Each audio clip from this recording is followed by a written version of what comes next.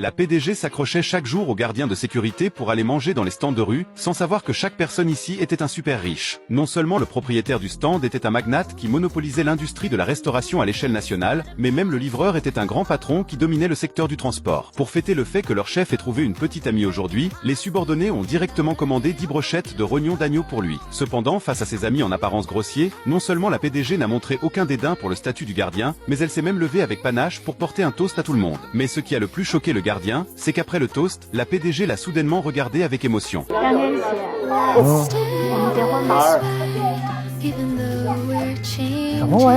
Il s'avère que quelques jours auparavant, alors que l'entreprise de la PDG était au bord de la faillite, elle est montée sur le toit, découragée. Alors que tout le monde regardait le spectacle, un gardien de sécurité s'est précipité vers le toit, paniqué. Puis, sans se soucier du danger, il a ramené la PDG d'un coup sec. Cependant, une fois en sécurité au sol, le gardien a réprimandé la PDG. La voyant si agitée, la PDG a expliqué qu'elle était juste de mauvaise humeur, ce qui a mis le gardien très mal à l'aise. Il voulait partir comme ça, mais avait peur que la PDG ait à nouveau des idées noires. Pour lui remonter le moral, le gardien l'a donc emmené au bord de la mer pour boire et se défouler. Mais alors que la PDG se plaignait au gardien des difficultés auxquelles son entreprise était confrontée, ce dernier a pointé du doigt le problème de son entreprise en une seule phrase. Il lui a dit d'abord d'enquêter sur les personnes corrompues en interne et de leur faire rendre l'argent, puis d'arrêter certains projets non rentables pour résoudre les problèmes de l'entreprise. Les paroles du gardien ont immédiatement fait reprendre ses esprits à la PDG. Mais avant qu'elle n'ait eu le temps de demander les coordonnées du gardien, celui-ci a dit avec désinvolture qu'il devait rentrer promener son chien, ne laissant à la PDG que son nom. Le lendemain, la PDG a réorganisé l'entreprise